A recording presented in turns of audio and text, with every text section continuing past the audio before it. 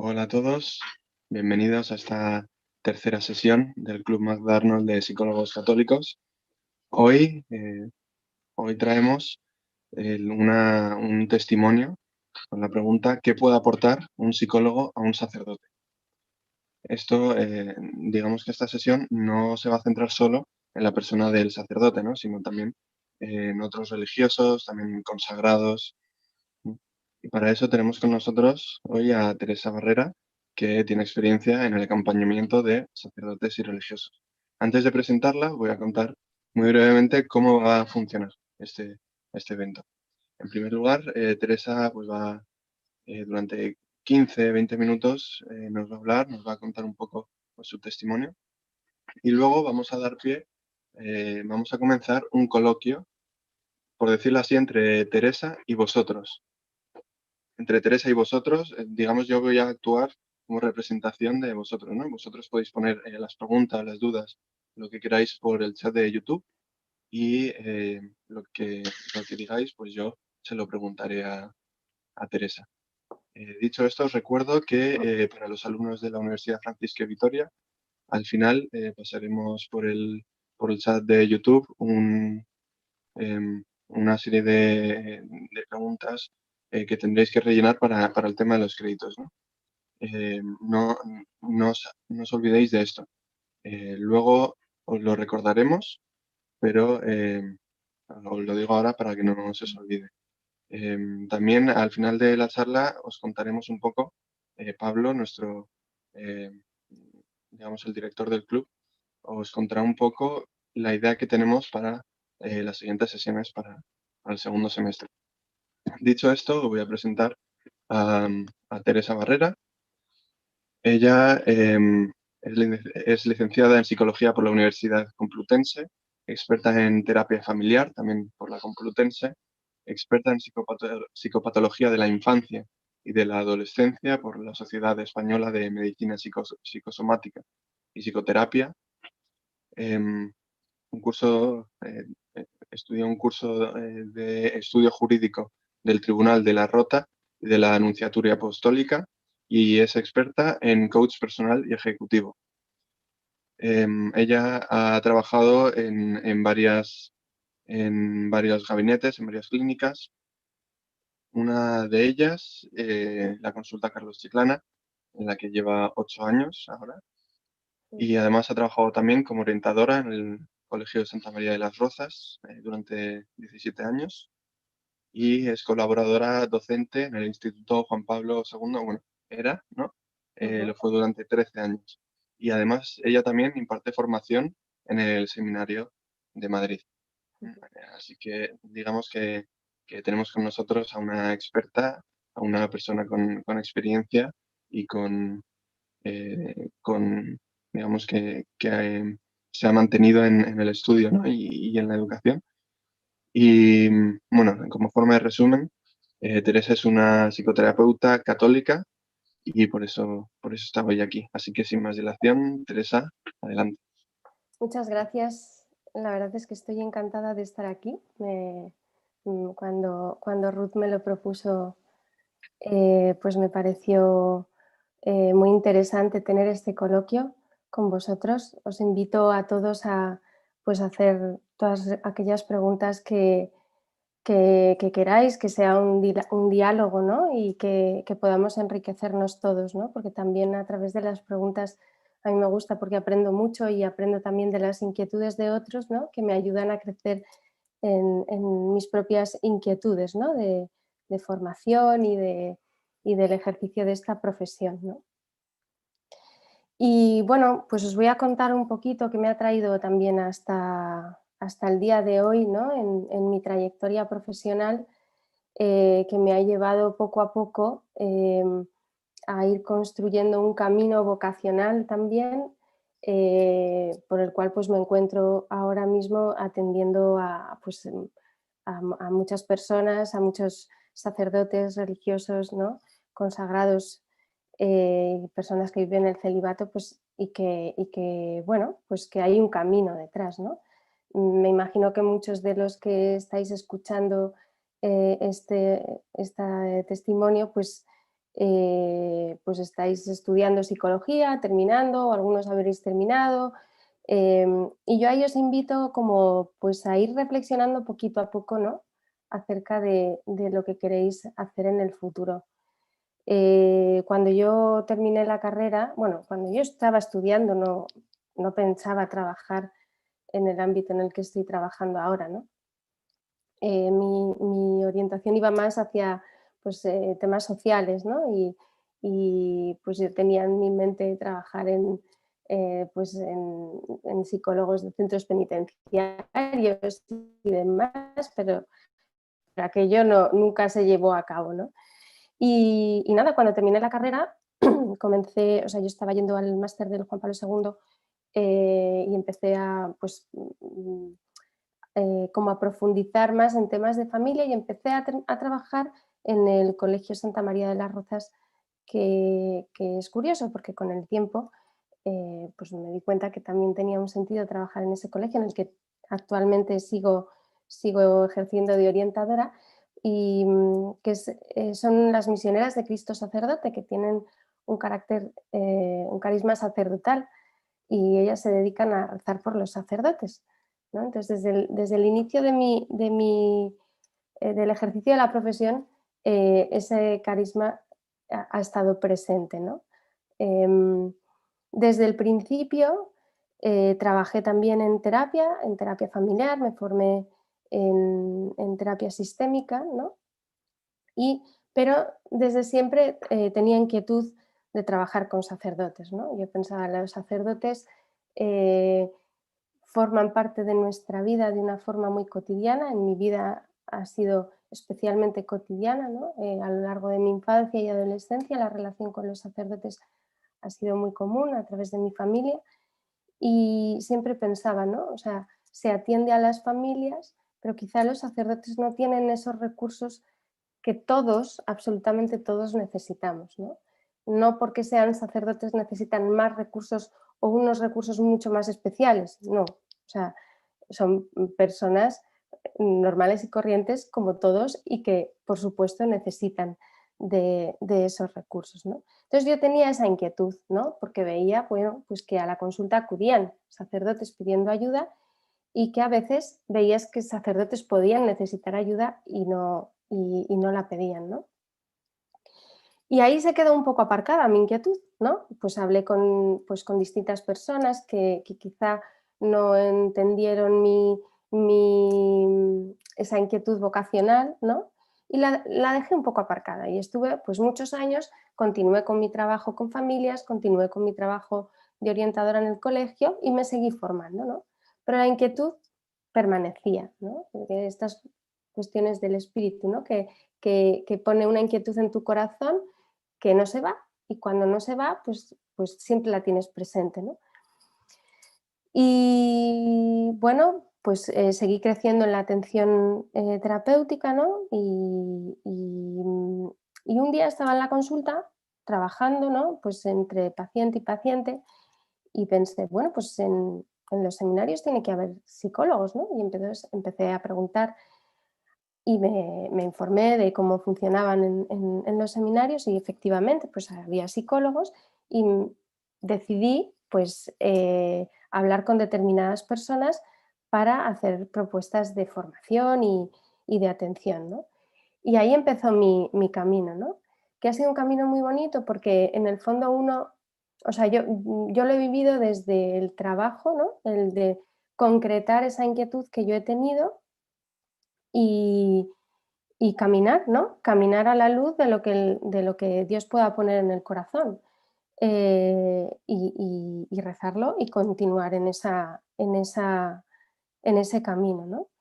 Y así empecé a colaborar con distintas instituciones, con distintos seminarios, dando formación, ¿no? Y creciendo en esta vocación, ¿no? Entonces, al hilo del título de la charla, que me gusta mucho, que es que le puede aportar un psicólogo a un sacerdote, lo primero es que nos aportamos mutuamente, ¿no? Em, yo creo que es muy importante no mirar la ayuda al sacerdote como algo especial, sino como algo natural, ¿no? Todos necesitamos ayuda en algún momento de nuestra vida. Quizá todos deberíamos pasar por un proceso terapéutico en algún momento, y hay mucha gente que no lo hace, ¿no? Ellos no por ser sacerdotes lo necesitan especialmente, ¿no? Nos aportamos mutuamente, es decir, somos muy complementarios, ¿no? Significa que eh,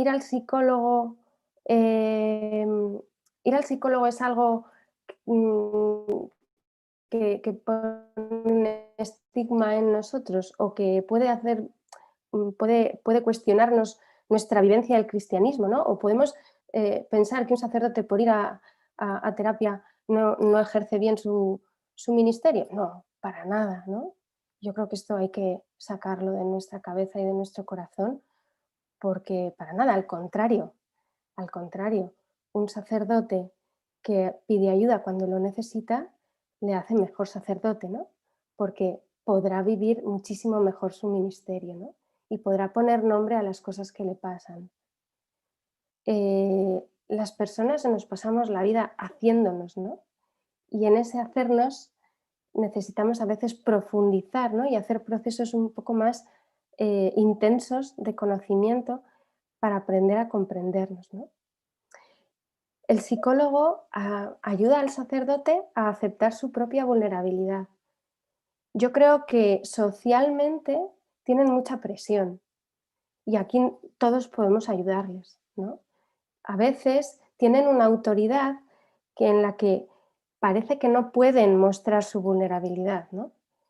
Y si en la naturaleza del ser humano está la vulnerabilidad, en los sacerdotes también, ¿no? Son personas que viven, que sienten, que sufren, que tienen estrés, que lloran, que se ponen nerviosos, que pues como todos, ¿no?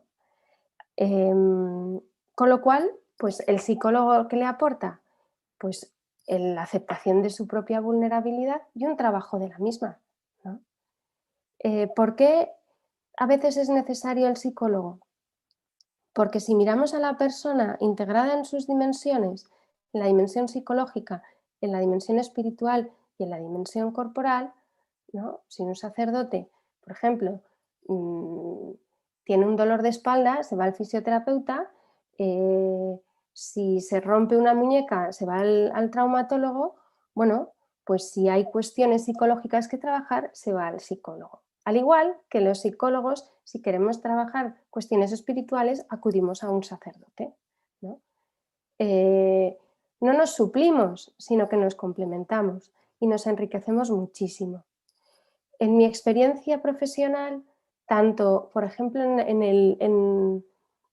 el trabajo de orientadora en el colegio, que yo he trabajado siempre como con una intención muy integradora, ¿no? Es decir, la formación de la pastoral siempre tenía que estar unida a una formación humana, porque no nos podemos disociar en ese sentido, es que lo humano afecta a lo divino y lo divino a lo humano, y entonces tenemos que integrarlo, ¿no?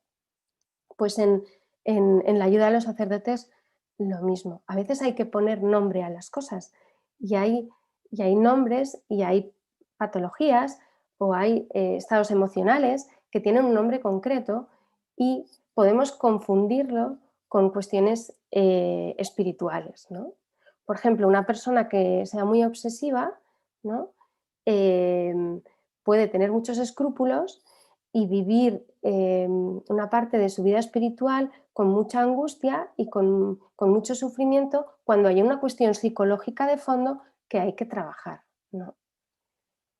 O el concepto de darse, por ejemplo, ¿no?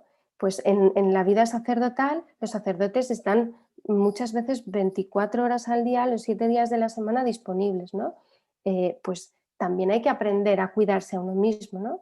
Y el psicólogo también puede ayudar al sacerdote a aprender a poner límites en ese sentido, aprender a cuidarse, aprender a mirarse, aprender a escucharse, a ver qué necesidades tienen, aprender a pedir ayuda, ¿no? Si os fijáis, al final todo tiene que ver con esa mirada de aceptación de la propia vulnerabilidad, ¿no? En el cual, desde una mirada psicológica, ayudamos al sacerdote a comprender pues, que ese darse en ese sentido espiritual tiene también una dimensión psicológica que hay que cuidar y que hay que atender y que hay que saber, ¿no? Hay palabras que en el lenguaje espiritual y en el lenguaje psicológico significan distinto y tenemos que aprender a integrarlo, ¿no? Como es, por ejemplo, el darse, ¿no? La donación, la entrega, pues también hay que cuidarse, para darse hay que cuidarse, para darse hay que poseerse, eso es muy importante, ¿no? Y si yo pongo límites en ese darme, no soy peor cristiano, no soy peor sacerdote, no soy peor esposa ni madre de familia, ¿no? Esto lo podemos llevar a cualquier vocación, ¿no? ¿Qué más aporta un psicólogo a un sacerdote? Le puede acompañar a conocer su historia, ¿no? A conocer sus raíces. Conociendo la historia y las raíces, nos conocemos a nosotros mismos, ¿no? Y podemos ver cómo hemos ido desarrollando nuestra propia identidad. Pues seguro que habéis trabajado en la universidad y habéis estudiado un montón la teoría del apego, ¿no? Pues cómo la teoría del apego adulto afecta en las relaciones personales, ¿no? Y, y desde la psicología esto puede ayudar mucho al sacerdote en su relación con los demás, a vivir su afectividad, a vivir la sexualidad, a vivir la relación en dirección espiritual, ¿no? Es muy importante. ¿Por qué? Porque lo que yo he aprendido en mi familia voy a tender a repetir patrones y a vivirlo en la vida adulta. Con lo cual, echar una mirada hacia atrás para comprender mi raíz me ayuda a comprender mi identidad, mi personalidad y entonces saber dónde tengo que trabajar, ¿no? También podemos ayudarles a reconocer sus propias heridas, ¿no? Sus propias carencias, que todos las tenemos, ¿no? Vuelvo a decir, no ellos por ser personas especiales, sino todos las tenemos, ¿no? Pero es verdad que cuando que el sacerdote que tiene una peculiaridad de vida, ¿no? Eh, conoce sus propias heridas y dónde están sus puntos ciegos, los llamo yo, ¿no? Porque son como los aspectos de nuestra personalidad que, a los que nos sorprenden de vez en cuando y que quizás siempre caemos en lo mismo, ¿no? Y que tienen una explicación en nuestra historia, ¿no? Y en nuestra raíz, y que a lo mejor tienen un origen en heridas o carencias emocionales, experiencias traumáticas, experiencias con nuestras relaciones de amistad, ¿no? Que han sido dolorosas, y eso puede afectar a nuestras relaciones y a la vivencia en la vida adulta. También podemos ayudar a los sacerdotes a incorporar de forma más presente toda la dimensión emocional, ¿no? En cuanto pues, a la regulación emocional, el conocimiento de las emociones y a integrarlas también en la vida espiritual, porque a veces aquí hay mucha confusión, ¿no? Como las emociones tenemos que incorporarlas en nuestra vida, aceptarlas, aprender a regularlas, ¿no? Sin juzgarlas, ¿no? Y a veces en la vida espiritual podemos juzgar algunas emociones como buenas o malas, ¿no? Y sin embargo, pues tenemos que encontrarles el sentido positivo. Pues por ahí también podemos ayudarles, ¿no? Y creo que es una ayuda inmensa y necesaria y muy importante, ¿no? Porque eso ayuda a que la persona esté más integrada, ¿no? A que viva la vida mucho más plena, a que se permita que vivir las cosas, ¿no? Desde cómo le afectan, ¿no? Tanto para bien como para mal. También podemos ayudarles a hacer consciente lo inconsciente, ¿no? Todo lo que os he hablado antes de la historia familiar, las heridas, a veces están guardadas en el inconsciente. Y eso es un trabajo que no se puede hacer en dirección espiritual, sino que hay que hacer un trabajo terapéutico, ¿no? En el cual pues, a veces podemos hacer consciente dinamismos de los que no nos damos cuenta que están ahí, ¿no? Y es una gran ayuda también para ellos. Otra cuestión importante es distinguir lo moral, ¿no? De lo psicológico, ¿no? Como cuando... Y esto les ayuda mucho también en la dirección espiritual y en la confesión, porque a veces hay cuestiones que son cuestiones médicas, ¿no? Y que son cuestiones para hacer un trabajo terapéutico que cuando uno no las conoce, pues al final parece que es una cuestión de voluntad, ¿no? pues, por ejemplo, cuando una persona tiene un trastorno por déficit de atención y hiperactividad, tiene mucha impulsividad, puede desarrollar dificultades con la vivencia de la sexualidad y eso a lo mejor en confesión pues, mm, puede no orientarse adecuadamente, con lo cual ese conocimiento de esas patologías psicológicas puede ayudar a desmoralizar determinados comportamientos y entonces poder ayudar a las personas y orientarlas a pedir ayuda a un profesional, ¿no? Porque no todo es una cuestión de voluntad. Cuando uno tiene pensamientos obsesivos, no es que quiera tener esos pensamientos obsesivos, ¿no? Aparece en la cabeza de las personas, incluso imágenes, y si uno mezcla lo espiritual con lo psicológico y no lo define bien, pues se pueden crear confusiones importantes, ¿no? Y sentimientos de culpa innecesarios. También los psicólogos podemos ayudar a los sacerdotes y a los religiosos a situarse adecuadamente en la dirección espiritual, ¿no? Igual que nosotros aprendemos a hacer un encuadre en la terapia, a poner unos límites, a definirlo, también podemos ayudarles a entender que la dirección espiritual tiene un contexto, un encuadre para poder ayudar a las personas, ¿no? Y poner límites en esa dirección espiritual puede ayudar mucho a la relación, ¿no? Y puede ayudar a sanar mucho, ¿no? Y ser mucho más eficaz. Y también para mí es muy importante el aprender a vivir la vocación en libertad, ¿no? Normalmente pues el sacerdote vive en una estructura jerárquica, el religioso también, ¿no? Y pues los religiosos hacen voto de obediencia, pero siempre hay que aprender a vivir en libertad, ¿no? En libertad, em, aprendiendo a vivir desde lo que uno quiere de verdad, ¿no? No solo desde lo que a uno le apetece o lo que uno debe hacer, ¿no? Si vivimos desde un sentido del deber, al final en la vocación religiosa se rompe por algún lado, porque el amor tiene que ser vivido en libertad, la entrega a Dios tiene que ser vivida en libertad. Y aunque yo tenga que asumir a lo mejor determinadas directrices de un obispo, de un párroco o de un superior de una orden, al final tengo que elegirlo y tengo que aprender a elegirlo, ¿no? Entonces, pues a consulta también llegan personas que quizá no se permiten vivir en esa libertad, aunque al final obedezcan a lo que sus superiores les digan, ¿no? Y luego, por último, creo que también es muy importante una labor de prevención, ¿no? Porque los psicólogos podemos dar mucha formación que ayude a tener en cuenta todas estas cosas y que ayude a prevenir patologías futuras, ¿no? O estados emocionales patológicos y evitar sufrimientos innecesarios, ¿no? Y detectarlas, ¿no? Y aquí ya también incorporo pues la labor del psiquiatra, ¿no? Que muchas veces pues tiene que intervenir, ¿no? en cuestiones médicas, ¿no? Si miramos la dimensión corporal, pues aquí también incorporaríamos al psiquiatra para que pudiera intervenir. Siempre desde esta perspectiva, ¿no? Somos un todo, no podemos separarlo. Em, y, y creo que es muy importante, es un trabajo muy bonito el incorporar y el integrar pues esa dimensión psicológica y esa dimensión espiritual, ¿no? Al final, en la experiencia que yo tengo, cuando las personas paran, se miran, se escuchan, se tratan con respeto, se tratan con cariño a sí mismas, entienden sus procesos, entienden su camino, pues pueden vivir la vocación muchísimo más, una vocación muchísimo más plena, ¿no? Y mucho más felices. Porque los psicólogos que nos dedicamos a este área, lo que queremos es que las personas sean felices, ¿no? Y que un sacerdote pues, pueda vivir su vocación en plenitud, ¿no?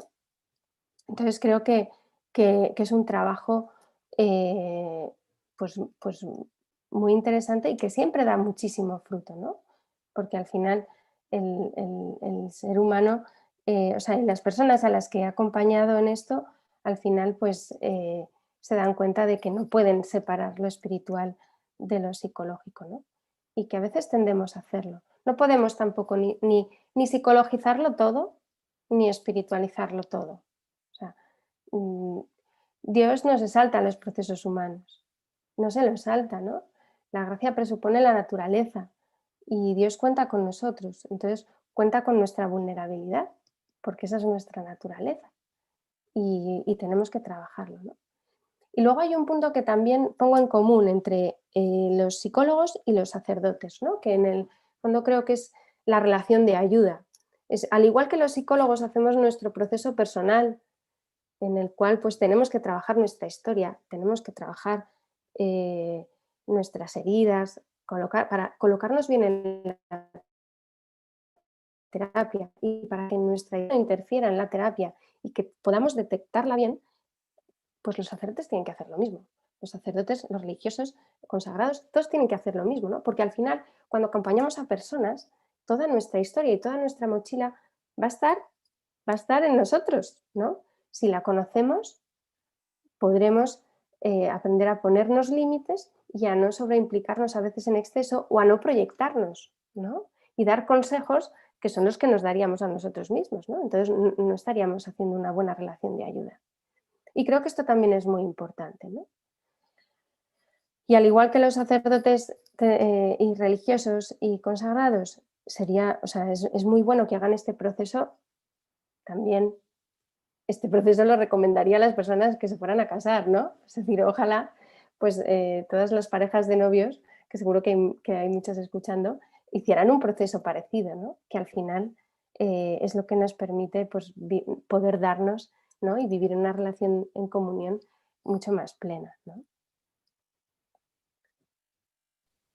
Muy bien, muchas gracias, Teresa. Em, Os recuerdo a los que estáis en YouTube que podéis poner vuestras preguntas y yo se las iré leyendo a Teresa. Em, bueno, de nuevo, muchas gracias, Teresa. Nada. Ha sido de momento muy enriquecedor. Vamos ahora con esta parte más de coloquio. Muy bien. Em, Primero nos pregunta Pablo, en cuanto a la obediencia, entiendo que a pesar de que pueden elegir libremente, deben respetar sus votos, porque por algo los toman.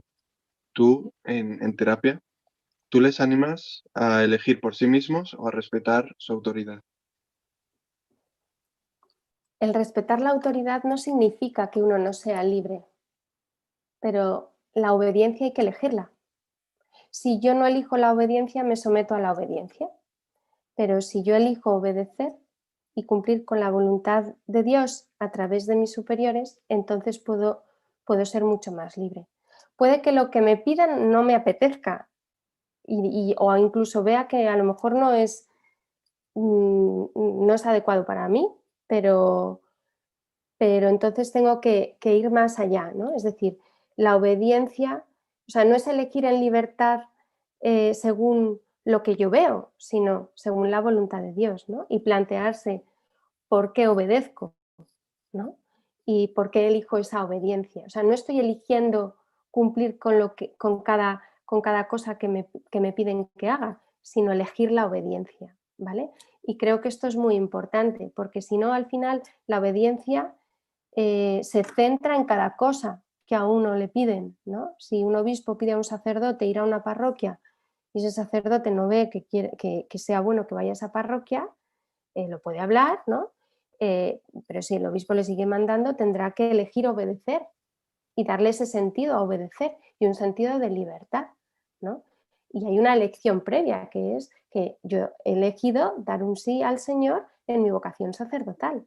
Y uno tiene que tomar conciencia de esto, porque si no, al final pueden acabar siendo luchas personales, ¿no? No, no, que yo estoy eligiendo y que llevo eligiendo ya con anterioridad. Elegí decir sí al Señor, elegí entrar en el seminario, elegí cuando la Iglesia confirmó mi vocación seguir adelante y voy eligiendo cada día vivir el amor y la entrega al Señor, ¿no? Igual que en la vocación matrimonial. Uno tiene que elegir amar, si no, el matrimonio puede ser nulo, ¿no? Y entonces eliges cada día, aunque no te replanteas tu vocación cada día, porque si no sería un estrés, pero al final estás eligiendo amar a la otra persona, no la eliges por sometimiento o porque no me queda otra, ¿no? Sino que elijo amarla, ¿no? Pues lo mismo en la obediencia. Elijo la obediencia y entonces, por lo tanto, estoy eligiendo hacer caso a las recomendaciones que me dan, ¿no? Muy bien, muchas gracias, Teresa. Yo voy a añadir una cosa muy rápida, muy breve, porque a veces quizá el voto de obediencia, digamos que se malinterpreta, ¿no? O sea, a veces se tiene la idea de que el sacerdote tiene que obedecer al superior siempre, sea lo que sea. Pero no, cuando digamos, un obispo, un cardenal, dice algo que está en contra de las enseñanzas de la Iglesia, el sacerdote no tiene que obedecerle. Es en esos casos en los que, digamos, cabe la interpretación o la opinión, ¿no? Ahí sí está la obediencia. En el caso de que un superior hable en contra del dogma de la Iglesia, ahí siempre la Ujú, obediencia es a Dios. ujú. Em, Otra pregunta de María. Cuando haces terapia con un sacerdote, ¿cuál sería el criterio para mantenerte en el plano psicológico? Pues mira, si una persona acude a mí es para trabajar lo psicológico. Entonces, lo que uno eh, explora es pues toda la historia, ¿no? Personal. En mi caso, yo exploro la historia personal. Lo que haces es una exploración de psicopatología también, ver los síntomas por los que viene, ¿no? Y, y se incorpora la dimensión espiritual para ver de qué manera si se está viviendo de forma sana, ¿vale? Que la persona quiere incorporar en la terapia esa dimensión espiritual, fenomenal, porque le va a ayudar y porque muchas veces es necesario utilizar ese lenguaje espiritual e entrar en temas espirituales, pero no como un acompañamiento espiritual, sino que yo como psicóloga siempre tengo que ir mirando los procesos psicológicos, porque yo no soy la experta en la espiritualidad. Si una persona acude a terapia y tiene dudas vocacionales, yo puedo, por ejemplo, atender esa duda vocacional desde lo psicológico, ¿no? Desde la inseguridad, desde los miedos, desde la historia de vida, pero no voy a hacer un proceso de discernimiento vocacional porque no me compete a mí, ¿no? Entonces, ahí es cuando uno recomienda la dirección espiritual, que es muy importante.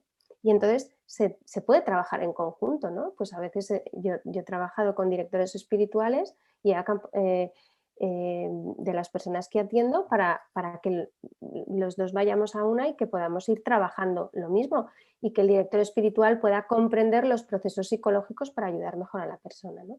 Pero yo creo que es muy importante que los ámbitos estén bien delimitados, ¿no? Ahora, a veces se habla de cuestiones espirituales, ¿no? Muy bien, muchas gracias, María, por la pregunta. Gracias también, Pablo, por la pregunta anterior. Nos pregunta Lucía, ¿hay alguna forma de conseguir conocerse y tenerse sin necesidad de ir al psicólogo para después poder darse? Sí, claro que sí. No es que sea obligatorio ir al psicólogo. Ahora, si uno es psicólogo, o está estudiando psicología y quiere ejercer, creo que es importante hacer el proceso personal. Forma parte de nuestra formación, ¿vale? Hay que tomárselo así. Ahora uno puede, en dirección espiritual se puede conocer mucho, ¿no?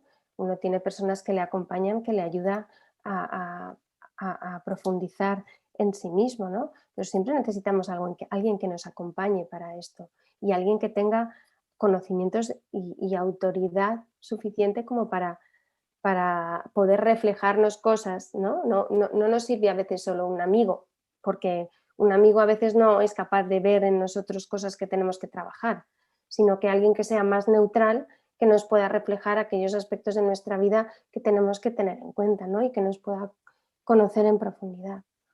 Pues a través de la dirección espiritual también se puede, ¿no? Muy bien, muchas gracias, Lucía, por la pregunta. Nos pregunta Ana. eh, una pregunta a mí me parece muy, muy curiosa y muy difícil de responder, la verdad. A ver, a ver. Nos pregunta, ¿qué puede hacer más daño? ¿Un mal psicólogo o un mal sacerdote?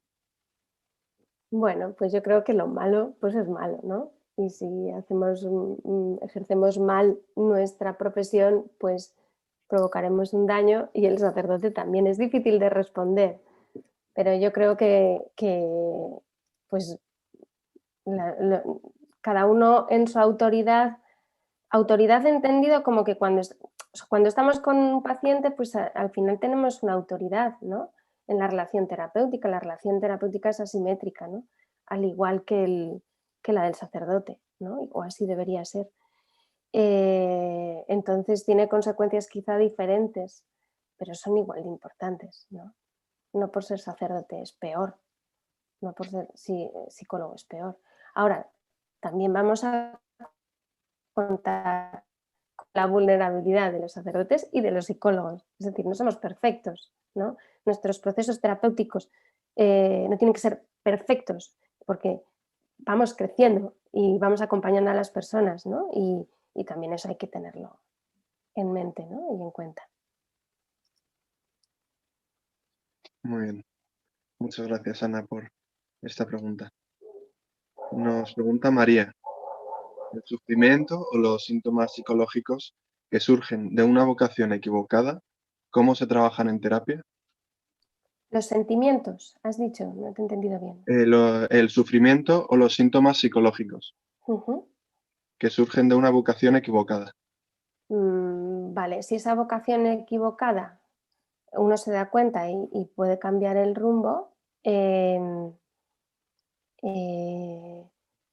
pues hay que hacer un duelo, ¿no? Bueno, en ambos, tanto si uno ya ha tomado la determinación, ¿no? Y ve que se ha equivocado, o sea, yo creo que también el Señor mm, pone caminos, ¿no? Es decir, nos equivocamos, puede que el Señor nos pida algo que luego pues nosotros no lo hemos visto y hemos ido por otro camino, pero hemos ido con actitud de búsqueda y de cumplir con la voluntad de Dios.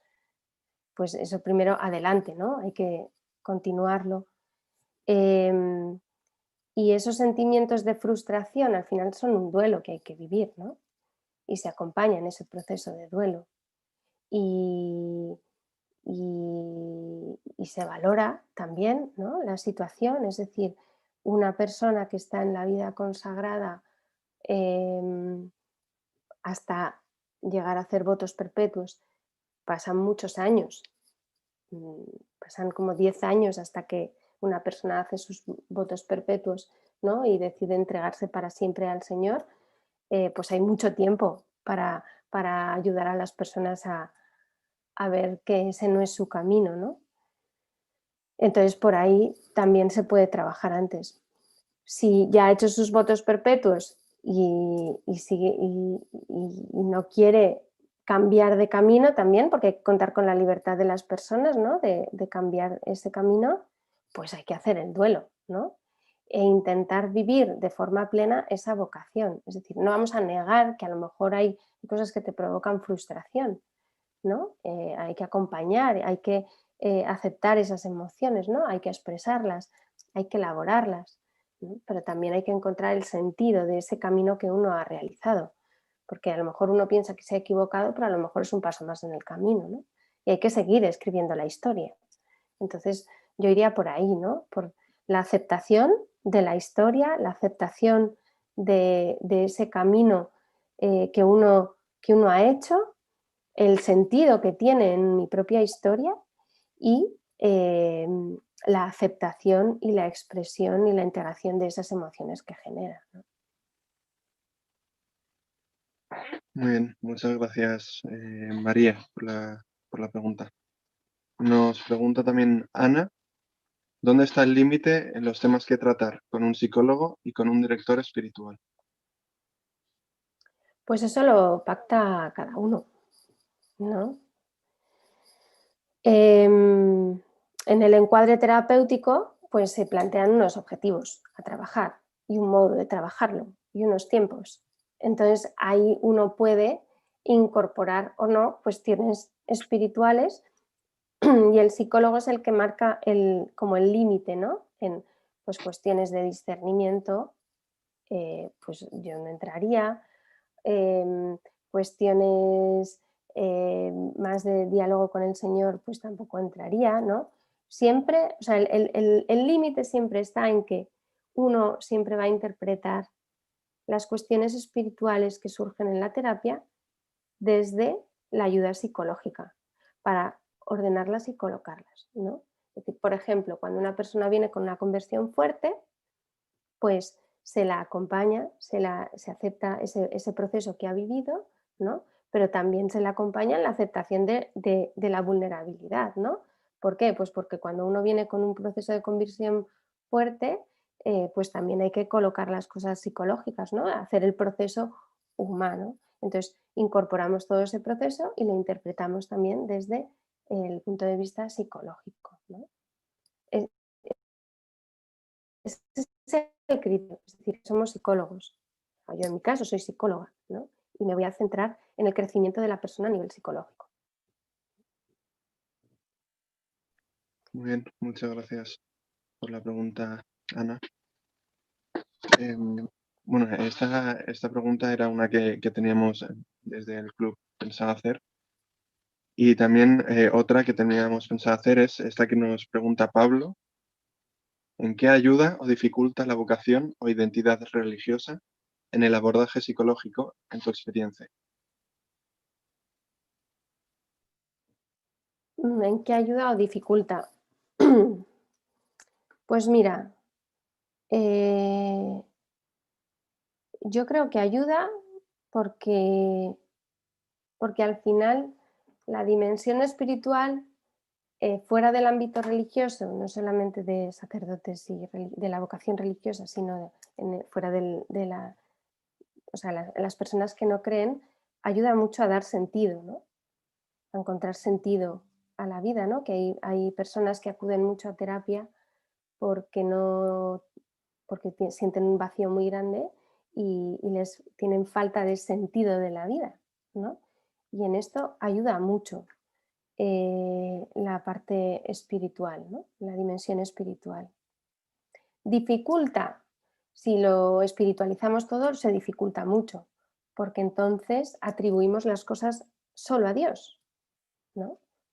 Y nosotros tenemos mucho que ver en la vivencia de esa vocación, ¿no? Si todo lo que hago al final lo pongo en manos de Dios, ¿no? Como responsabilidad última de Dios, me quito mi libertad, me quito mi responsabilidad y al final es algo que ocurre fuera de mí, ¿no? Es algo externo a mí. Entonces, ahí hay que ayudar a las personas a parar y mirar, tú tienes responsabilidad sobre ti, tú llevas las riendas de tu vida, tú eliges y tú decides cómo vivir esto, ¿no? No solamente a través de la vida espiritual se sanan los procesos, ¿no? Que eso a veces pasa, ¿no? Rézalo, no basta rezar, hay que trabajar.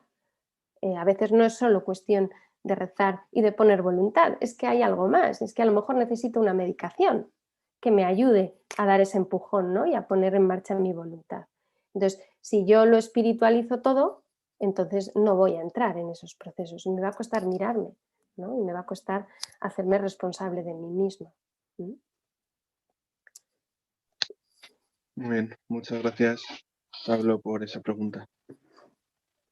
Nos preguntan también, una persona anónima nos pregunta si el celibato y la castidad, cómo influyen en el bienestar psicológico.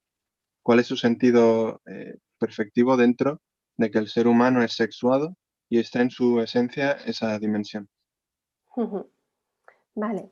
O sea, yo creo que es la dimensión de la, o sea, la sexualidad es una dimensión transversal, ¿no? Que ocupa todos los ámbitos de nuestra vida. Si no incorporamos esa dimensión trascendente, esa dimensión espiritual a la vivencia del celibato y de la castidad, es difícil comprenderla. Pero también tiene unas peculiaridades psicológicas, ¿no? Es decir, la vivencia de un noviazgo cristiano tiene un sentido y un sentido psicológico también. Es decir, que cuando uno da el paso, se casa, decide entregar su vida a la otra persona al 100% y te entregas en una relación de comunión total, entregándole toda tu intimidad, tiene unas repercusiones psicológicas en la relación importantes, ¿no?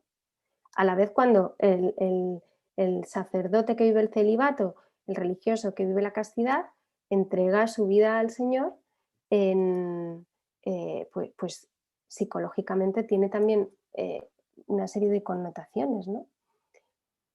Pero no renunciamos solo o no el sacerdote y el religioso no renuncian solo a la sexualidad como genitalidad, sino que viven la afectividad de otra forma. Entonces hay que vivirla de forma integrada y hay que trabajarla muchísimo. ¿Eso quiere decir que hago una X a la afectividad y a la sexualidad y lo aparto? No, no puedo, no puedo. De hecho hay que hacer un trabajo muy, muy grande y muy importante porque tiene un sentido. También tiene un sentido corporal porque en el fondo yo también en la vida sacerdotal o en la vida religiosa se entrega el cuerpo y se entrega renunciando a una serie de cosas que tengo que vivir de forma integrada, ¿no? Tengo que darle un sentido de trascendencia, un sentido de comunión, un sentido de entrega, un sentido de intimidad con el Señor. Y también esa intimidad con el Señor se puede vivir corporalmente, ¿no? En la entrega del cuerpo, en la entrega a los demás, en la entrega eh, de, en la exclusividad de vivir una intimidad con Él y en llenar el corazón. O sea, que somos humanos y todos necesitamos sentirnos amados y amar. Es decir, que hay que vivir la afectividad, que hay que amar y que hay que ser amados. Entonces, ¿eso quiere decir que yo no puedo tener una relación afectiva con nadie?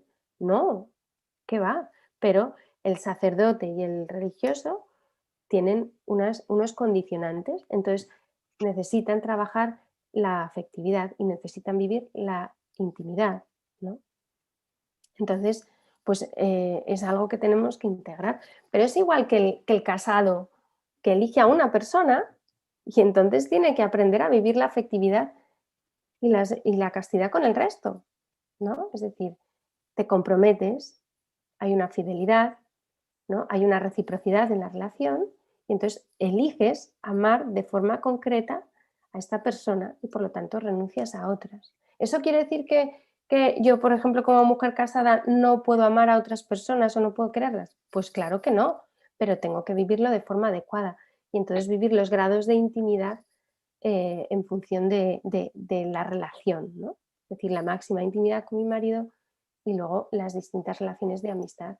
Pero el corazón, pues hay que escucharlo, ¿no? Y hay que llenarlo. Y el sacerdote y el consagrado con una especial atención, ¿no? Y para eso es muy importante todo lo que decía antes, conocer mi historia, conocer mis dinámicas de relación, conocer mis estilos de apego, con qué personas tiendo a vincularme, ¿no? Ayuda a que el que vive el celibato pueda vivirlo de forma sana, ¿no? Y ayuda a que pueda pedir el afecto y dar el afecto de una forma ordenada, ¿vale? Pero no lo podemos reducir solo a la genitalidad. Muy bien. Muchas gracias, Teresa. También gracias por esta pregunta. Y de nuevo un breve apunte, que muchas Claro. veces no sabemos diferenciar el celibato de la castidad, ¿no? La castidad es, digamos, el amor al otro de forma ordenada, ¿no? Siempre hacia Dios. Hacia Dios. Por eso, de hecho, hay matrimonios consagrados que si hacen votos o hacen promesas de castidad, porque la Ujú. castidad no es, digamos, el no tener relaciones pues, de pareja o sexuales. Eso es el celibato, ¿no? Eso es el voto que hacen los sacerdotes, monjes, monjas y también algunos consagrados. Hay consagrados que hacen votos de celibato y viven célibes y otros que viven en matrimonio y en familia. Muy bien, muchas gracias por esta pregunta. Y bueno, ya nos acercamos al final de la charla.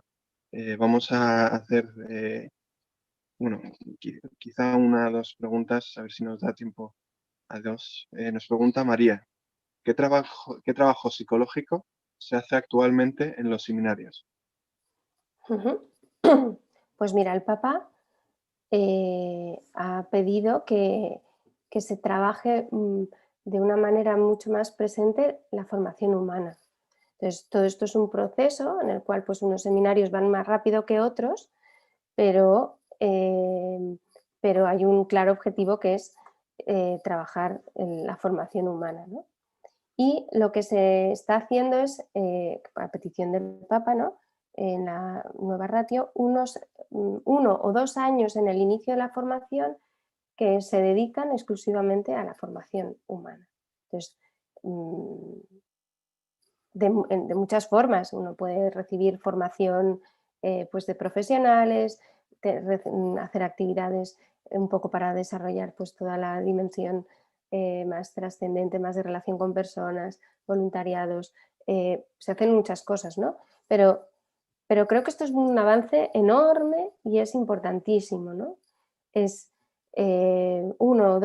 por ahora 1 año de dedicación a uno mismo, a conocer tu propia historia, a conocer pues todas estas cosas que os he dicho, ¿no?, del apego, de las dinámicas familiares, de los estilos de comunicación, conocer dónde están tus puntos fuertes, los puntos débiles, ¿no?, para después empezar la formación más académica, ¿no? ¿Y por qué se hace esto? Porque al final en todo el proceso formativo de los seminarios hay muchísimo trabajo, ¿no? Los seminaristas hacen muchas cosas y no hay tiempo sino para uno mismo. Entonces, hacer ese tiempo de parada es quizá lo más novedoso y algo muy importante y muy bueno que se está empezando a hacer en todos los seminarios. Luego, a lo largo de toda la formación, pues también hay, ¿no? Hay charlas, ellos, o sea, los seminaristas tienen su propia formación aparte de la formación académica de los estudios de teología, donde se siguen incorporando temas de formación humana, ¿no?, de inteligencia emocional, de mecanismos de defensa, de sexualidad, de afectividad, pues, del uso de las tecnologías, pues todo eso se va incorporando, ¿no? Pero especialmente en este primer año. Porque además, también antes de ingresar al seminario se hace una serie digamos, peritaje, ¿no? Esto es para todos los religiosos, para todas, digamos, las vocaciones religiosas. Pues cada vez se va incorporando más en todas las órdenes religiosas, ¿vale? En los seminarios sí, se da, y yo voy viendo que cada vez se va ampliando más a otras órdenes religiosas. No todas lo hacen, pero cada vez. Al final es una realidad, y es que lo humano hay que trabajarlo, y se ve en el día a día, ¿no? Porque al final esto es como, pues uno cuando entra en una orden religiosa es como en las familias, al final los aspectos a trabajar salen, ¿no?, en la convivencia, en la vida en comunidad, con lo cual pues cada vez se ve con más claridad que eso hay que incorporarlo. Una última pregunta muy, digamos, lo más breve posible, dentro de que es una Vale, pregunta muy interesante, ¿no? sí. Nos pregunta Ana, ¿las diferentes personalidades o temperamentos predisponen a ciertas vocaciones? Pues habría que hacer un estudio, esa es mi respuesta. Yo no lo conozco, el estudio, pero habría que hacerlo, ¿no? Yo creo que me voy un paso hacia atrás, ¿vale? A los movimientos de la Iglesia. Y quizá podemos ver distintos tipos de personalidad que encajan más con unos movimientos que otros, ¿no? Pero tampoco podría decir que es que determinado tipo de personalidad siempre se plantea una vocación determinada, ¿no? El Señor llama a quien llama y ahí está pues en lo que Él quiere hacer con cada uno de nosotros, ¿no? Entonces, bueno, pero habría que hacer un estudio. O sea, que sí que es verdad que hay veces que uno puede observar ciertas tendencias de personalidad que encajan con las vocaciones más concretas, pero bueno, yo creo que tampoco puede ser determinante. Tenemos como ejemplo, por ejemplo, al Papa Benedicto XVI, que era una persona así, digamos, un poco más introvertida, más intelectual, y luego el Papa Francisco, que es más, digamos, más hacia afuera, ¿no? Más Claro. abierto, más... Exacto, ¿no? Cada uno somos como somos y al final el plan de Dios está por encima de todas esas cosas, ¿no? Y vamos a encontrar sacerdotes de todos los tipos, ¿no? Y igual que encontramos matrimonios pues, que están formados por personas de todo tipo de personalidades, ¿no? O misioneros consagrados. O sea que yo creo que ahí el Señor sabe más. Muy bien, pues muchas gracias, Ana, por esta última pregunta. Gracias a todos por vuestras preguntas. Es una pena que no nos ha dado tiempo a responder a todas, pero bueno, yo creo que ha salido bastante tema, ¿no? Bastante, Sí. digamos, información, cosas que nos pueden ayudar en nuestra práctica, en nuestro estudio, ¿no? Y en nuestra vida. Así que también, de nuevo, muchas gracias, Teresa, Gracias a por vosotros. acudir, por estar aquí con nosotros. Y ahora presento a Ruth de Jesús, madrina del club, que va a hablar muy brevemente. Gracias, Adelante. Javier. No, simplemente quería tener la oportunidad de darte las gracias, Teresa, por tu generosidad. Desde el primer momento estuviste súper disponible y además con mucha ilusión y mucho entusiasmo. Y nada, gracias pues porque, bueno, en un breve rato has sido clara y dulce como eres tú y nos has dejado ideas, eso, ¿no? Muy bien sentadas, ¿no? De cómo mirar ahora a los sacerdotes, ¿no? Como personas como nosotros, vulnerables y a los que como psicólogos podemos aportarles tanto para que sean mejores sacerdotes, ¿no? Que se nos quede muy grabado esa idea que nos has dicho, ¿no? No es peor sacerdote el que va a psicólogo, sino mejor porque busca una ayuda para mejorar como persona y mejorar en su sacerdocio y ahí pues tenemos algo que aportar y que hacer y nos has ayudado mucho a descubrir esa misión y nada, pues gracias en nombre de la Universidad Francisco de Vitoria, especialmente del grado de Psicología, y esperamos contar contigo en más ocasiones. Te consideramos ya nuestro club. Muchas gracias. Muchas gracias, Ruth. Gracias a todos. La verdad es que yo encantada de participar cuando queráis y que he disfrutado un montón.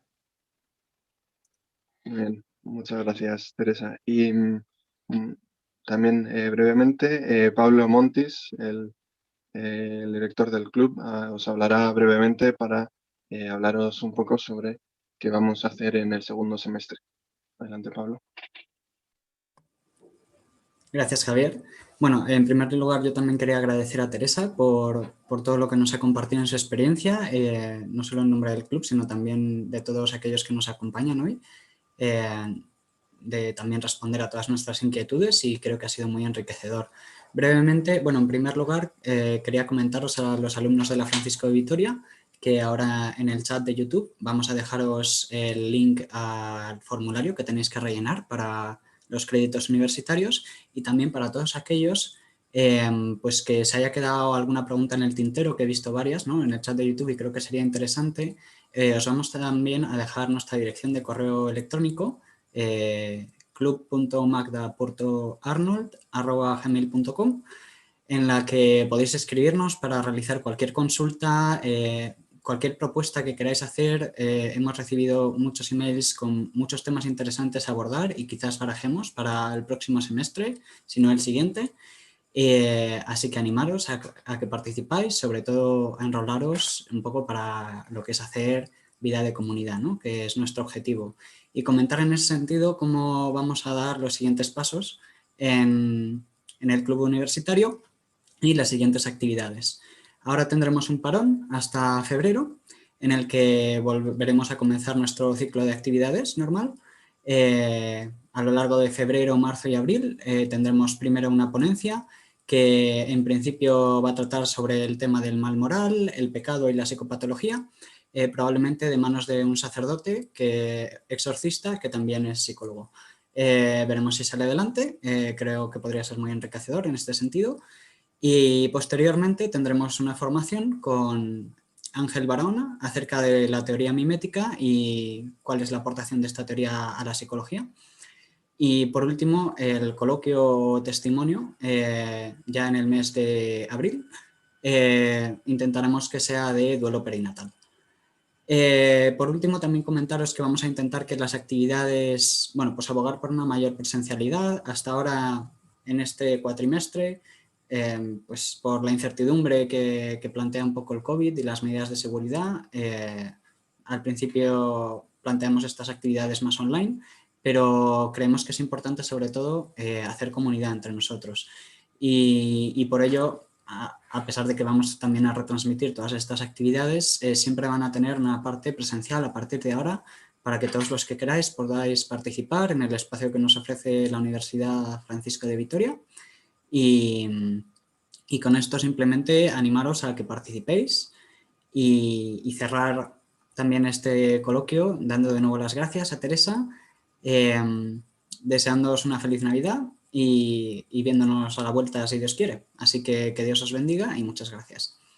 Muchas gracias a vosotros.